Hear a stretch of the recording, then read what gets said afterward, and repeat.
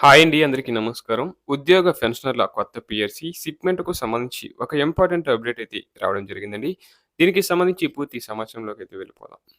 పెండింగ్‌లో ఉన్న పీఆర్సీని 53% షిప్‌మెంట్‌తో వెంటనే ప్రకటించాలని తపస్ జిల్లా అధ్యక్షుడు అన్నమనేని తిరుపతిరావు డిమాండ్ చేశారు. నాగునూరు జెడ్పీహెచ్‌లో సభ్యత్వ నమోదు కార్యక్రమాన్ని ప్రారంభించిన ఆయన 6 డీఏలు పెండింగ్ బిల్లులు విడుదల చేయాలని డిమాండ్ చేశారు. అలాగే సీపీఎస్ రద్దు చేసి ఓపీఎస్ అమలు చేయాలని కోరారు. అలాగే మరొక విషయానికి వెళ్తే ఉద్యోగులకు ఇచ్చిన హామీలను అమలు చేయకుండా కాంగ్రెస్ సర్కార్ మోసం చేస్తుందని మాజీ మంత్రి శ్రీనివాస్ గౌడ్ మండిపడ్డారు. తెలంగాణ భవన్లో శనివారం మీడియాతో మాట్లాడుతూ అధికారంలోకి వచ్చాక కాంగ్రెస్ సర్కార్ ఉద్యోగులను విస్మరించిందని, వారిని వేధిస్తుందని ఆగ్రహం వ్యక్తం చేశారు. ఉద్యోగులను ఇబ్బంది పెడితే బీఆర్ఎస్ పార్టీ చూస్తూ ఊరుకోబోదని హెచ్చరించారు.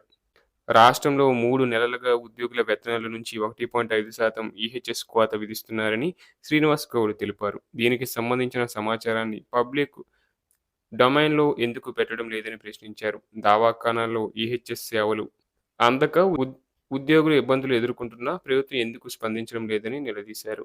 ఈ స్కీమ్ వర్తించక ఖాజా మొహియుద్దీన్ అనే రిటైర్డ్ ఉపాధ్యాయుడు ప్రైవేటు దవాఖానాలో 8,00,000 చెల్లించాల్సి వచ్చిందని తెలిపారు.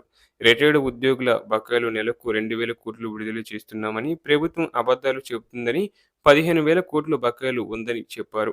అలాగే రాష్ట్రంలోని 4,90,000 మంది ఔట్‌సోర్సింగ్ ఉద్యోగులకు ప్రత్యేక కార్పొరేషన్ ఏర్పాటు చేస్తామనే హామీని ప్రభుత్వం విస్మరించిందని శ్రీనివాస్ గౌడ్ విమర్శించారు.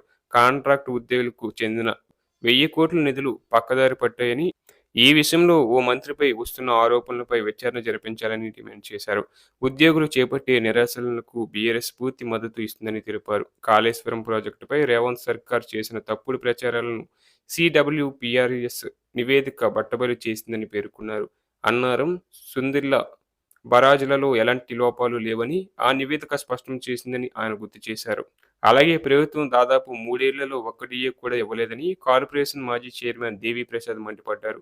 ఇప్పటివరకు 6 డీఏలు పెండింగ్‌లో ఉన్నాయని తెలిపారు. ఉద్యోగుల హెల్త్ కార్డుల విషయంలోనూ విఫలమైందని విమర్శించారు. రాష్ట్రంలో మినీ ఎమర్జెన్సీ నడుస్తుందని మండిపడ్డారు.